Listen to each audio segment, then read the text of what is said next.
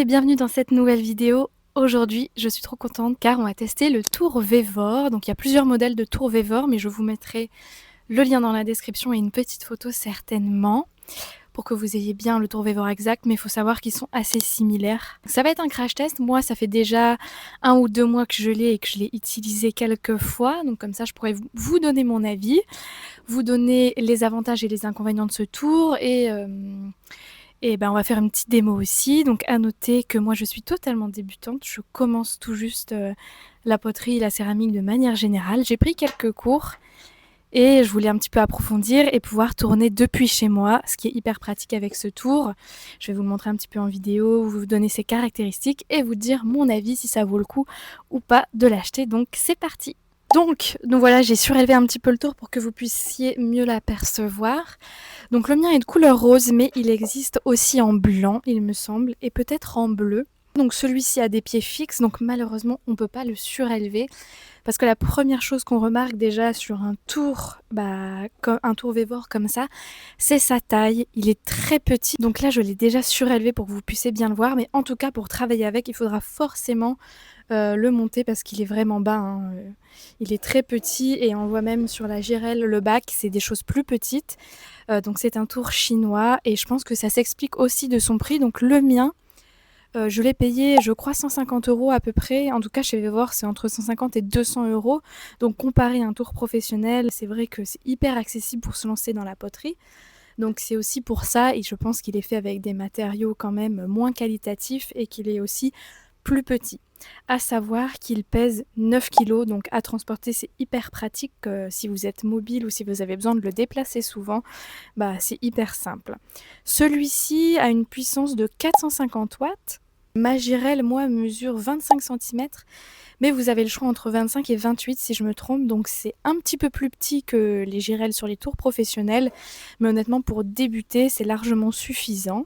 Alors la capacité maximum de terre est annoncée à 5 kg. Donc moi je n'ai jamais monté aussi haut en poids, mais du coup c'est là aussi qu'on voit que c'est surtout un tour axé pour les débutants, puisqu'on ne pourra jamais tourner de très grosses pièces et de très gros poids. Au niveau du bruit, il est assez bruyant, c'est vrai. Je crois que c'est annoncé à 60 décibels max. Vous le verrez dans la vidéo, vous entendrez aussi, mais pour une pratique occasionnelle, c'est largement supportable. Alors maintenant, je vais vous dire moi ce que j'en pense, les avantages et les inconvénients d'avoir un tour Vévor comme ça.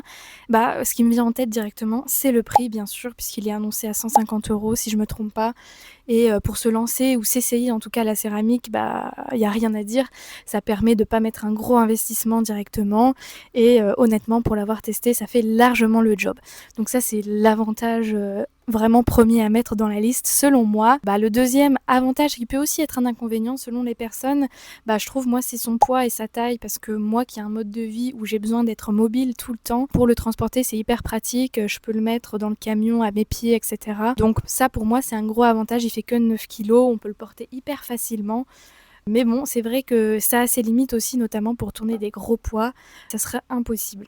Un autre avantage, c'est sa girelle, puisque c'est une vraie girelle et pas une girelle en plastique. Et souvent sur des tours à bas prix, les girelles sont pas tout le temps qualitatives. Honnêtement, celle-ci est super. C'est une girelle assez classique, j'ai envie de dire. Ce tour a aussi les 2 sens de rotation, donc pour les droitiers ou les gauchers. Après, je pense que c'est la norme aujourd'hui, mais bon, c'est important de le souligner qu'il a cette option-là. Ensuite, il y a le bac en plastique qui est assez pratique, je trouve, à enlever et remettre.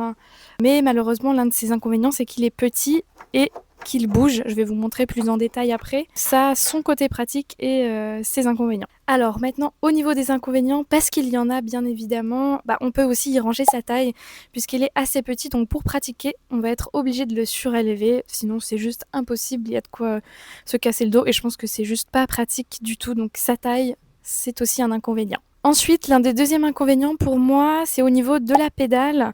Donc je voulais pas montrer la pédale, mais là voici, c'est une petite pédale, voilà, tout ce qu'il y a de plus classique.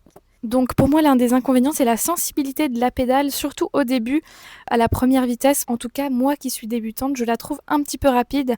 C'est dommage qu'on puisse pas aller un petit peu plus bas. Ça peut être un petit peu plus difficile pour apprendre au début, même si on s'habitue. Mais ça, pour moi, c'est un inconvénient, la sensibilité de cette pédale au début. Ensuite, bien sûr, il y a le fait qu'on ne peut pas tourner de gros poids puisque ce poids, je vous l'ai dit tout à l'heure, il a une capacité maximale de 5 kilos pour la terre. Donc c'est ce qui fait aussi que c'est vraiment un tour pour débutants parce que vous ne pourrez jamais tourner de grosses pièces. Je pense il vous suivra pas pour ce coup-là. Donc moi, mon avis de débutante, c'est que ce tour est vraiment parfait si vous voulez vous lancer sans trop investir. 150 euros, honnêtement, c'est rien du tout comparé aux tours professionnels qui sont à plus de 1000, 1500, 2000 euros. Pour se lancer, c'est vraiment pratique pour tourner des petits poids. Moi, je pense honnêtement que je tourne en moyenne 500 grammes de terre et ça me permet de pouvoir tourner depuis la maison tranquillement à mon rythme et d'apprendre. Donc je trouve ce tour absolument génial si vous voulez vous lancer à la maison ou tout simplement vous initier au tour, même pour les enfants ou quoi. Il est vraiment parfait. Par contre, je ne le conseillerais pas du tout aux professionnels ou aux personnes qui veulent vraiment se lancer là-dedans. Bien que je connais une youtubeuse et d'ailleurs une céramiste qui a un tour Vévor et qui est largement capable de sortir des collections. Donc c'est pour ça que moi j'adore ce tour.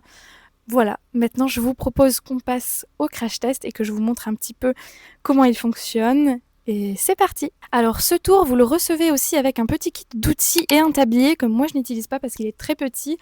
Mais en tout cas, vous avez pas mal d'outils très pratiques, notamment un petit kit d'outils comme cela, pour le tournassage il me semble. Vous avez aussi une éponge qui est fournie et quelques outils en bois, une esthèque, tout ça, un fil à couper. Donc vous avez vraiment tout le nécessaire qui est inclus dedans et ça c'est vraiment cool. Alors je veux aussi faire une petite aparté, mais personnellement moi ce tour, comme c'est tout juste le début de mon apprentissage, je l'utilise avec de l'argile autodurcissant. Donc j'en ai testé plusieurs, mais tout ça pour vous dire que c'est possible de tourner avec de l'argile autodurcissant. C'est mieux de tourner avec, entre guillemets, de la vraie terre, de la faïence, du grès ou de la porcelaine. Et moi, comme je l'ai expliqué dans mon premier vlog, j'ai pour but de passer sur de la terre très bientôt. Et donc aujourd'hui, je vais terminer le stock de terre que j'avais. Je vous mettrai la référence dans la bio si vous voulez, parce que celle-ci est assez bien pour le tournage. J'en ai testé plusieurs qui étaient quasiment impossibles de tourner avec. Donc voilà, c'était juste pour vous dire que c'est possible pour débuter. En tout cas, si vous n'avez pas du tout accès à un four, que vous n'avez pas tout le matériel, le démaillage, etc., on peut très bien tourner des pièces en autodurcissant, faire de la peinture acrylique et mettre un vernis dessus. Le rendu est quand même sympa, mais attention, il ne faut surtout pas l'utiliser pour un usage alimentaire puisque c'est pas du tout adapté. En tout cas, c'est parti. Alors c'est parti, donc la première étape ça va être de venir travailler notre argile pour enlever toutes les bulles d'air. Donc je vais en prendre un petit peu. Avec ça, voilà, je pense que je vais me faire 2 petites boules de terre. Voilà, je tiens bien à vous rappeler que moi je suis entièrement débutante, donc je vais peut-être dire des choses ou quoi qui vont tiquer un petit peu. Donc voilà, n'hésitez pas à me corriger en commentaire. Donc là la première étape, ça va être de venir faire la tête de bélier pour chasser toutes les bulles d'air. Donc c'est parti, on va commencer le crash test. Je voulais juste vous rappeler que voilà, moi je suis entièrement débutante. Donc ce que je vais faire, ça n'aura rien à voir avec des professionnels et même je suis très loin de savoir monter et de faire des pièces correctement. J'ai même beaucoup de mal, mais c'est aussi le but de cette vidéo, c'est de vous montrer que ce tour est adapté aux débutants et que pour apprendre, c'est vraiment génial. Là, moi j'ai réussi à monter quelques pièces avec. Et voilà, sur ce, c'est parti. Donc là, vous voyez le bruit du tour, hein. C'est vrai qu'il fait du bruit. C'est pas caché, hein. Donc là, la première étape, je vais essayer de venir faire des quilles pour venir centrer la terre. Donc ça, c'est le tour au maximum de sa vitesse, vous voyez. Et donc, ce que je vous disais tout à l'heure par rapport à la sensibilité de la pédale, vous voyez que la plus petite vitesse, voilà, c'est celle-ci.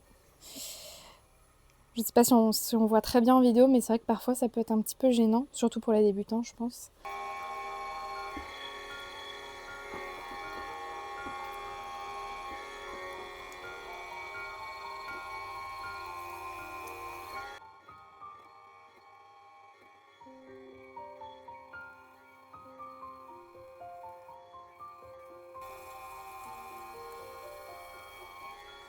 Donc voilà, là je pense que j'ai à peu près réussi à centrer la terre. Donc là, ce que je vais venir faire, c'est que je vais venir la percer. Vous voyez hein, déjà la différence entre de la terre classique et de l'argile autodurcissant. La barbotine, c'est différent. Et même au niveau des ressentis, je sais pas trop comment l'expliquer, mais c'est très différent.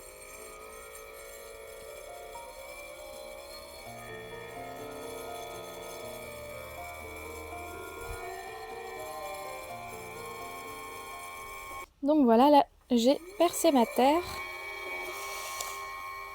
et je vais venir écarter les parois.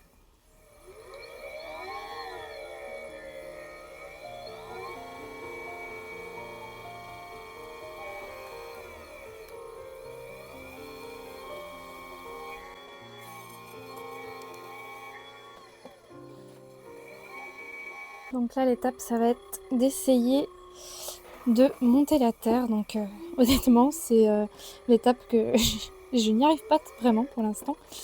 Donc je vais essayer de le faire en pas mal de montées et puis voir ce que ça donne.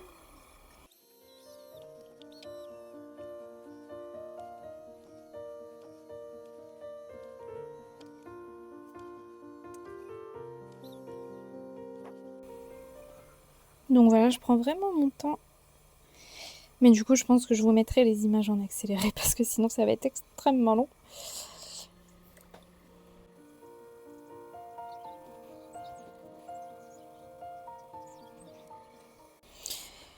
Honnêtement, là, je suis déjà contente, hein. Après, j'ai remarqué un truc, c'est qu'avec l'argile auto-durcissant, j'ai quand même plus de facilité. Je sais pas vraiment pourquoi. Mais je sens bien qu'il y a une différence en fait avec le grès que j'utilise en cours, par exemple. En tout cas, si vous avez des conseils, je suis hyper preneuse. Je sais que je monte pas correctement la terre, mais en fait, je me suis habituée du coup à la manière dont je procède. Et j'ai du mal à faire la bonne technique.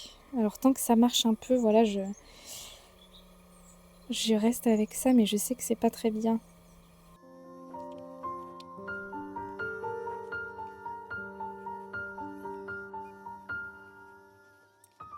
Hop, là je commence à être pas trop mal, hein. Je vais essayer de monter encore parce que je sens que j'ai beaucoup de matière. Mais là je vous avoue que pour moi ce qui est difficile quand j'arrive à ce moment, c'est que ma main commence à devenir petite pour arriver au bout. Et j'avoue que j'ai un petit peu de mal à cette étape.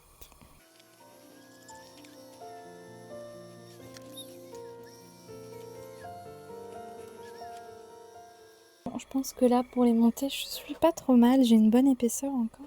Je vais essayer de venir un peu élargir.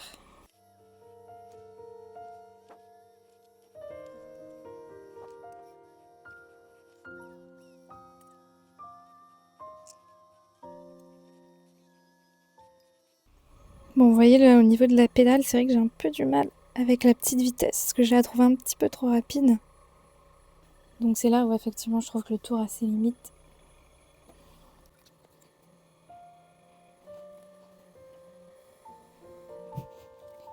Donc voilà, j'ai à peu près terminé. Donc vous voyez qu'on peut quand même tout à fait faire des pièces. Et que franchement pour débuter c'est vraiment génial de pouvoir pratiquer à la maison comme ça. C'est hyper pratique. Alors là je vais venir enlever ma pièce.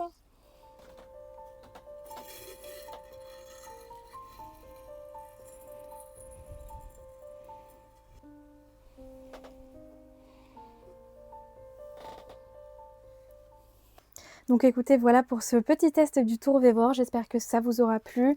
Comme je vous l'ai dit, ce tour, je le conseille vraiment à ceux qui souhaitent investir pour pas cher et pouvoir pratiquer à la maison. Vous l'avez vu, on peut autant pratiquer sur de l'autodurcissant que de la terre, c'est vraiment chouette. Du coup, moi, aujourd'hui, je vous montre un petit peu ce que j'ai réussi à sortir. Ça va, je suis assez fière, ça faisait longtemps que j'avais pas tourné. J'ai essayé de faire un petit peu une forme de petit vase. Donc en pleine phase d'apprentissage. Et donc voilà, sur ce, n'hésitez pas à me dire votre avis en commentaire et je vous dis à la prochaine.